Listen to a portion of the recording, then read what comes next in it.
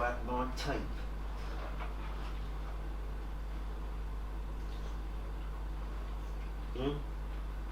Have you had my tape? Have you? No, I don't want to kiss your breast stinks.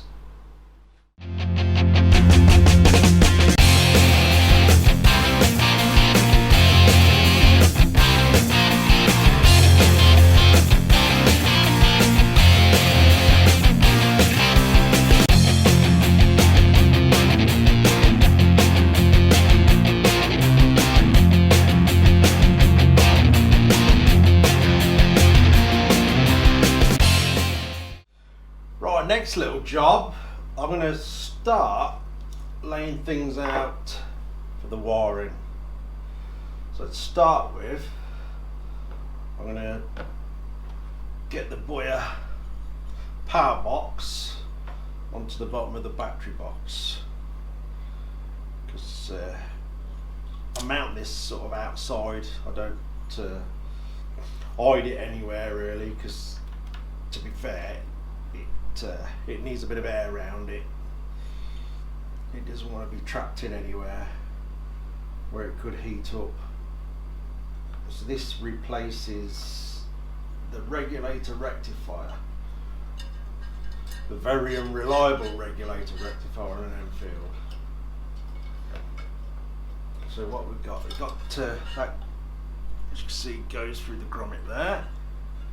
That's the wiring instantly hidden, all ready to come up. It comes past the battery, because this is bigger than the battery, to fit a bit of this type of stuff in. Sponge, and the flasher unit goes in there as well. So this goes in with these little 5mm Allen bolts, and I've got that for the base. As you can see, these holes are aligned. I've just, but you can see how thick the sponge is. I've just dabbed these with a bit of hot bar, not all the way through, but just enough, because they'll be inside the box, so it's just enough to go over them, so all this still sits flush for the battery to sit on. And that little cutout there, as you can see that,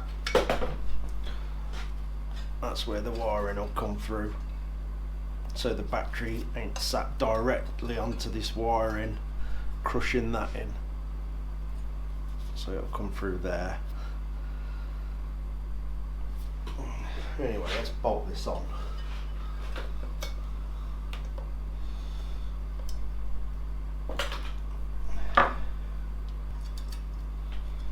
We'll get them all lined up first, and do them all.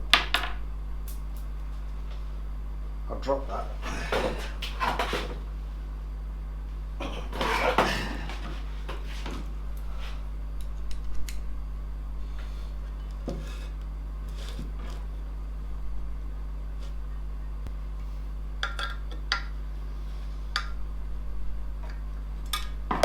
There we go.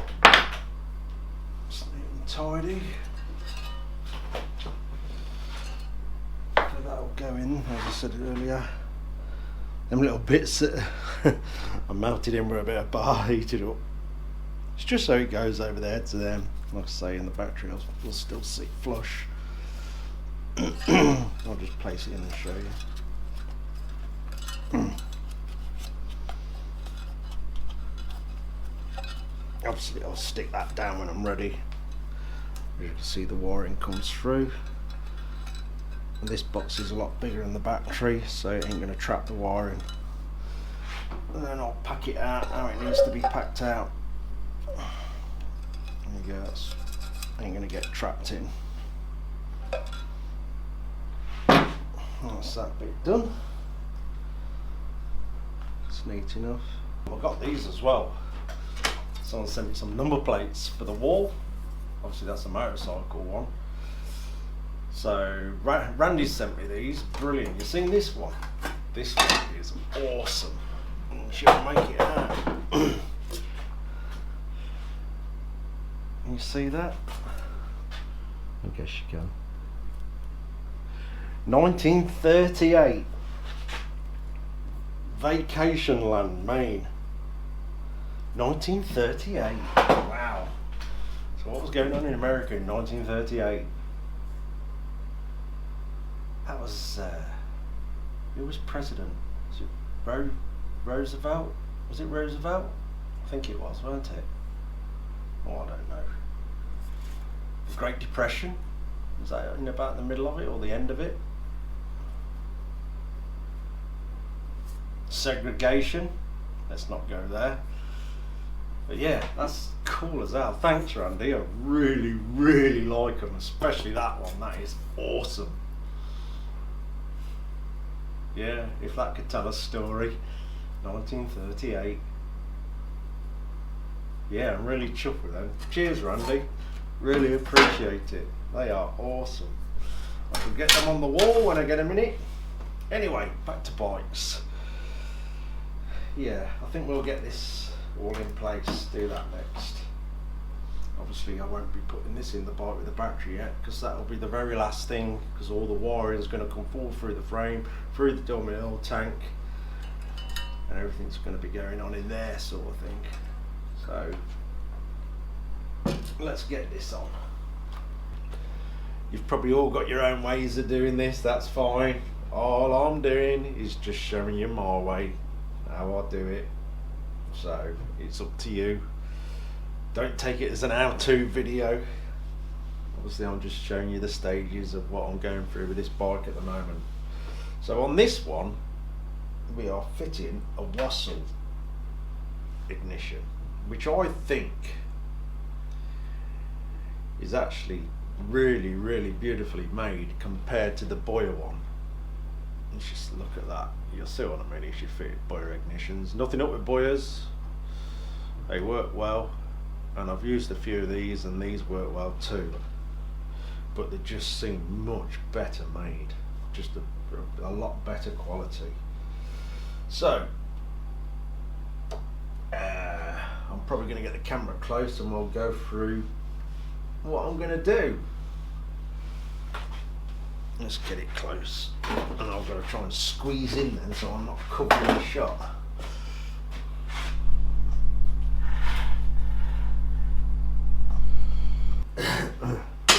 Right, probably haven't got the perfect camera angle, but I've got to try and fit in here to actually do the job. And anybody who films around things like this will tell you how difficult it can be to get camera shots and still be able to squeeze in and do the work. You end up filming your backside sometimes. So we've got this timing disc, and I've also got this marker that goes in the spark plug hole, as you can see that. So we'll drop that in there. One thing to look out for is just make sure your spark plug is not at too much of an angle where your piston's coming up and going against that and not being able to push it, or else you're going to cause a bit of damage that you really, really don't want. You know what I mean? So just check that. I know on these it's okay. It's just worth checking.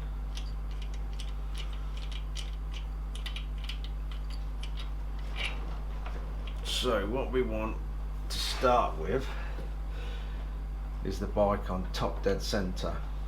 As you can see, if you can see that, I've got a bit of soft wire here. I know it all seems a bit bit of bodgery, but it works.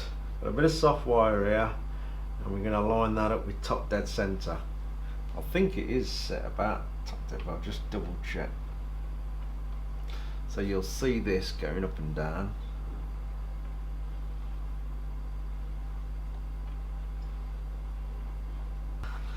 So right on this, that's slightly off. Bloody phone. Bloody kids. Right, for the phone rang, where was I? Right.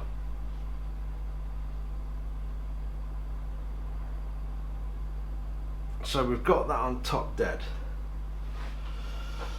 So what we need now, with this and the rotor, I'm going to hold it up to the camera. I don't know how well you can see marks. I don't know if you can see that. There's a mark on here. Then we've got two marks on these, C and A.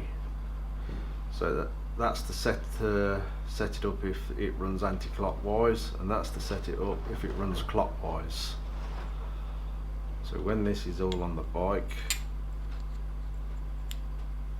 you'll set it up to that mark on the rotor, to the mark on the plate, depending on which way your engine runs.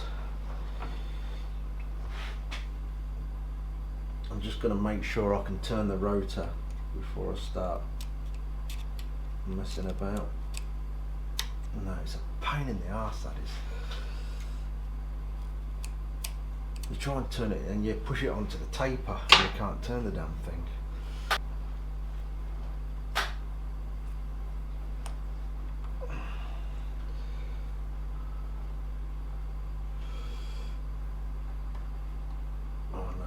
Point that to around there.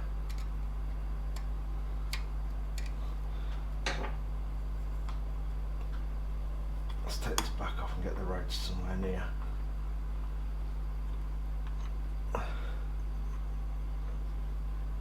It's going to be around there because you want to set it so these are about in the middle of your slots. So when you get the bike running, you've got adjustment either way. So what we want to do now is get that 32 degrees or 8.5 mil up here, backwards, set it back. Ooh, too far. Ugh.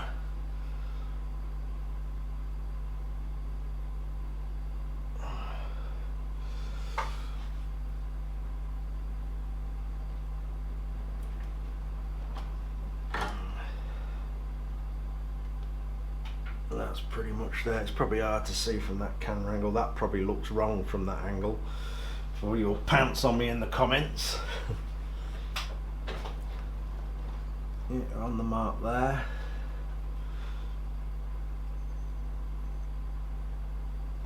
So that's where that needs to be. We'll try and get that on without everything moving. Let's see. I'm pretty rubbish at explaining things, but you can do your own work.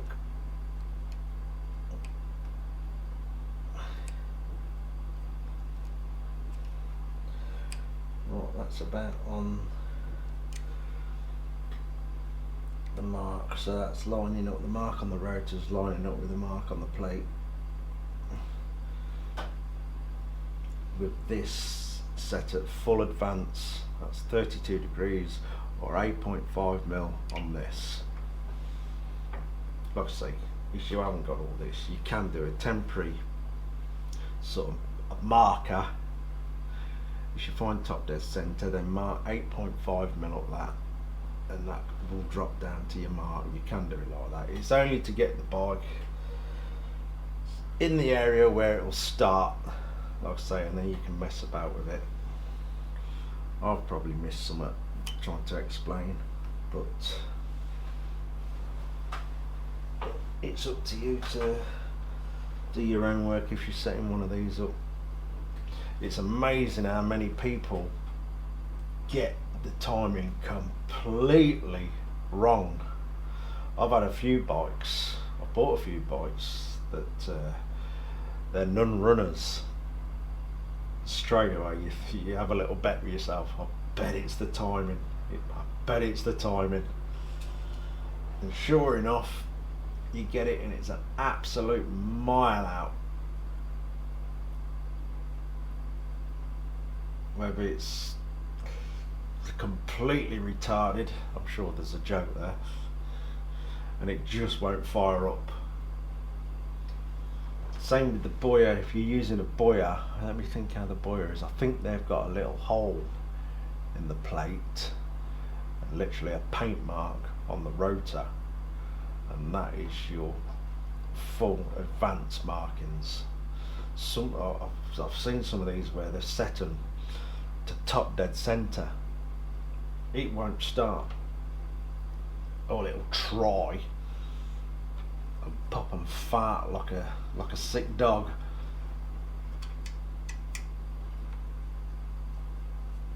So I'm just going to get these in for now. They're about in the middle of them slots to give me adjustment either way for when it's running, just to fine tune things. I'll tell you what I really want is a strobe light. I'd love one of them. Maybe I'll get one day. Because when you're setting the bike up, it's always a combination with the timing and the carburetor. And these can be a right finicky pain. You can get the damn things running and then go out on them again, and then they won't want to run right. You have to keep messing with them. Right, I'm going to get an Allen key and just clamp that rotor in. And while you're doing all this, you just want to make sure your engine hasn't moved, because it's really easy for it to creep back or whatever without you even realising. What I'm going to do is just keep the rotor, gentle tap into the taper, and it still moves. Come on, behave yourself.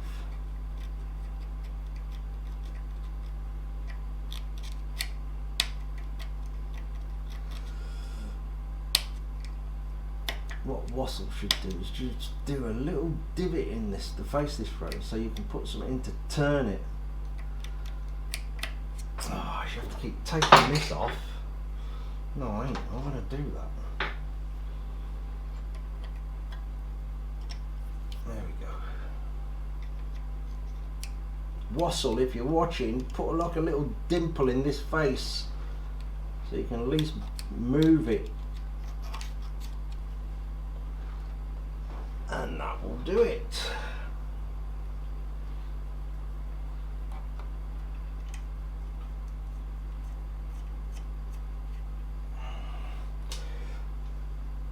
So this, it won't be absolutely perfect. To get that, you want a strobe light really, but that will get you started and somewhere very near it running right. I'll say I've had a few bikes that sold spares or repairs, won't run, and the timing is an absolute mile out. I think we might put the little cap on there, just see what it looks like. Let's undo all this. That's it, we've got it. I'll say that's just a little stumpy bolt. Just grabs the threads inside there, which is enough.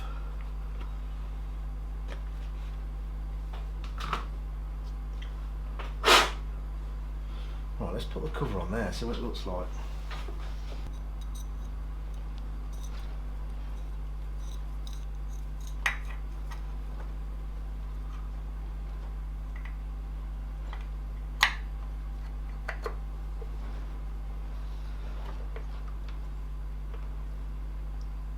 That's going to be smart, isn't it?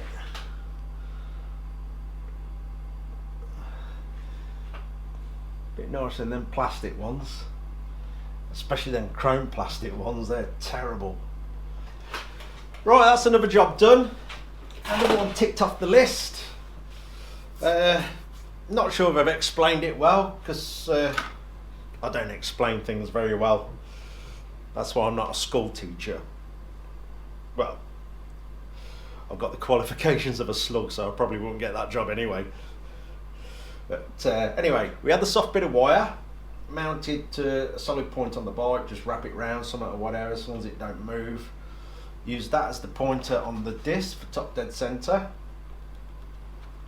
Then we had this for the plug hole, that gauge there. So that's set with the markings on the rotor and the plate, so you got the markings on there.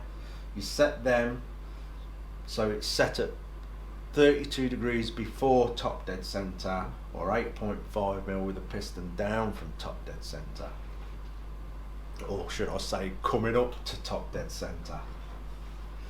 And that setting should get your bike started if your carb's alright as well.